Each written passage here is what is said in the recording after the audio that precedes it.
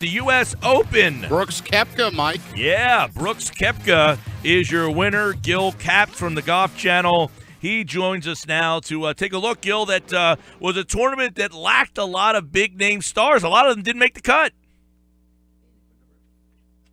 Surprising, because it was kind of surprising, because I know we talked, last Thursday afternoon about how the course kind of who it favored, and it looked to favor kind of the bigger names, and the bigger names who hit the ball a long way and were known for ball striking. And, in the end, the winner of the championship was a guy who kind of fit that category. He just, is not a guy who's one of those top, 3, 4, 5 ranked players in the world, and a guy a lot of people who didn't know a lot about, but a guy who people inside, golf had been really had circled and penciled in as a guy who could really be a star in the sport, and it'll be interesting to see where Brooks Koepka, goes from here after winning his first major championship yesterday.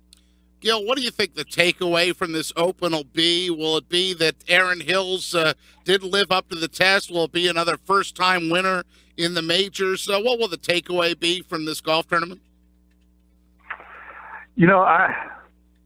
It's hard to say, Pete. I think the takeaway doesn't come, until 5-10 years down the road, when you really get a chance to look back at it with a little longer perspective in the rearview mirror. My takeaway, an immediate takeaway, is just how different the game of golf is now than it used to be, and how differently players play the game. And in particular, I touched on a little bit how far they hit the ball, and how it's really a long hitter's game. And if you have a course where they set it up at this U.S. Open that was really an un-U.S. Open like setup, traditionally, very wide fairways, places around the green, lots of runoffs and shortcut grass around all 18 greens, which they never really had other than Pinehurst number 2 in a U.S. Open, where players could really scramble and weren't, they weren't handcuffed in 6-inch, fescue rough, really tied around the greens. And that's why I thought it favored a guy kind of like Brooks Koepka. And this is just the way the game's gone. The game is played so differently than it was, 20 years ago, right before Tiger came on. And I think a little bit of that goes to Tiger, and how Tiger played the game, how aggressive he was, how he did hit the ball a real long way, and that gave him such a great advantage with shorter iron shots.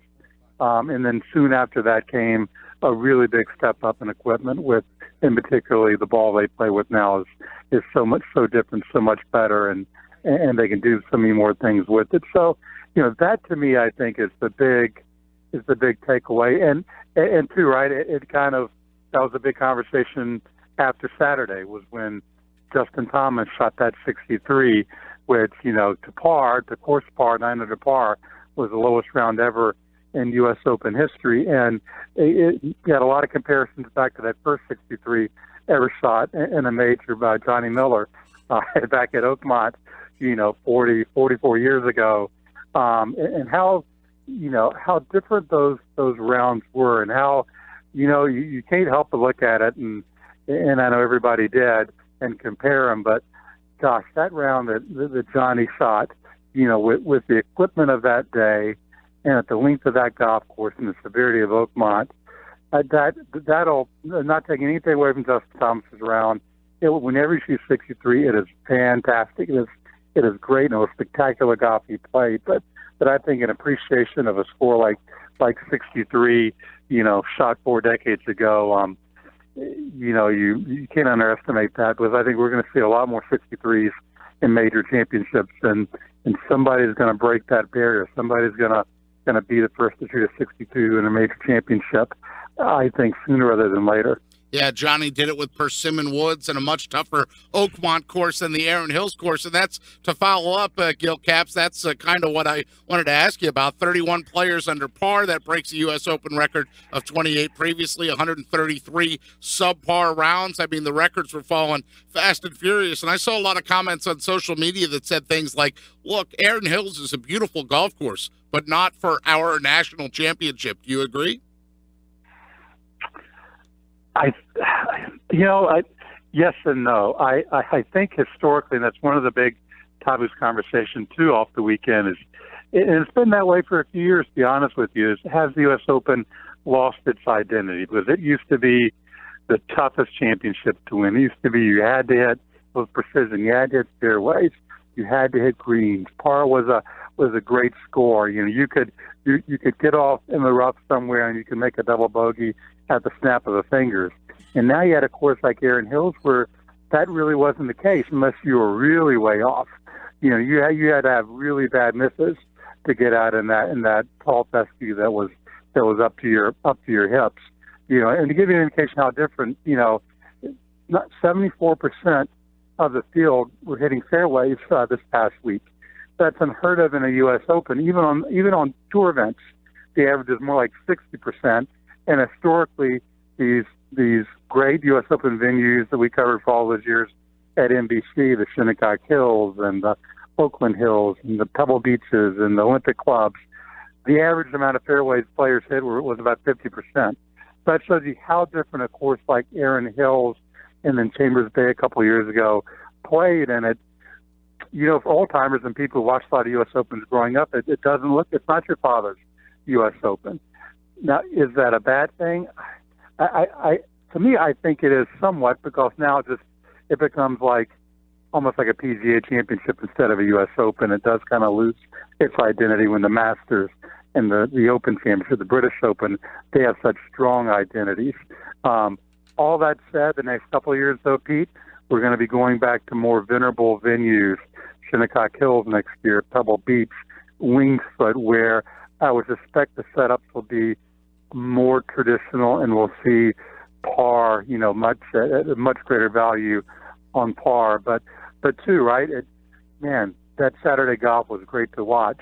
But we kind of see that golf week in and week out on the PGA Tour. So I initially answered yes and no, but I think I'm gonna answer no in the end. But yeah, you mentioned the Saturday, Justin Thomas with a record 63, and then he really struggled on Sunday. But my question to close it out, Gil, on the Open, which, as you mentioned, a lot of low scores this year, but when is it going to be Rickie Fowler's time? Because a lot of stars didn't make it to the cut. He's one of them, but wasn't able to get it done. That's a big question, because if Rickie Fowler to win a major championship, it would be I can't think of a bigger boom for golf than Rickie winning a major, other than maybe Tiger kind of coming through his troubles and coming back to golf and winning a major. And that would be a story for all time. Forget golf, just in sports. But it's hard to put a finger on it, right? I mean, Rickie, he had that great Players Championship win 2 years ago, where he had that run at the end, right? 6 under par, I think, the last 6 holes, and then he won in the great playoff with all those great shots to 17 in an event that is kind of right there at that major championship level. It's tough closing out. I mean, just look at Sergio Garcia. All of those years, not being able to close the deal. And it's hard.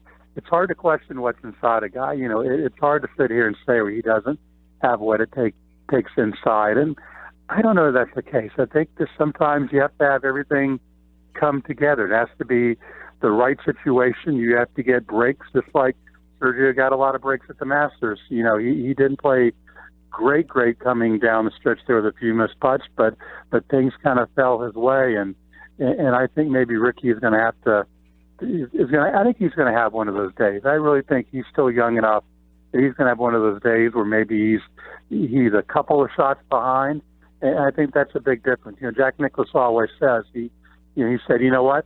I think if you're in a major championship on the last day, I think it's easier to win if you're 2 shots behind.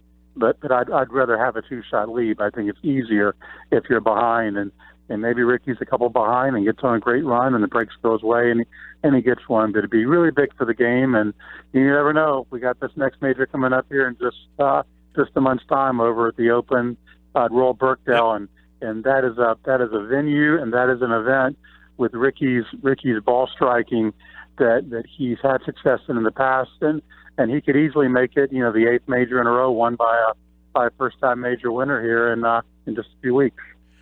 Gil Capps from the Golf Channel, and when we get to the Open, we will reconvene. Always good to catch up, which was even with the big names out, we had a good weekend at the I enjoyed US watching Open. that 63, regardless of what equipment he was using. Gil, we'll talk soon, pal. It was great golf. Thank you, guys. Take care. Appreciate it. Have a good week.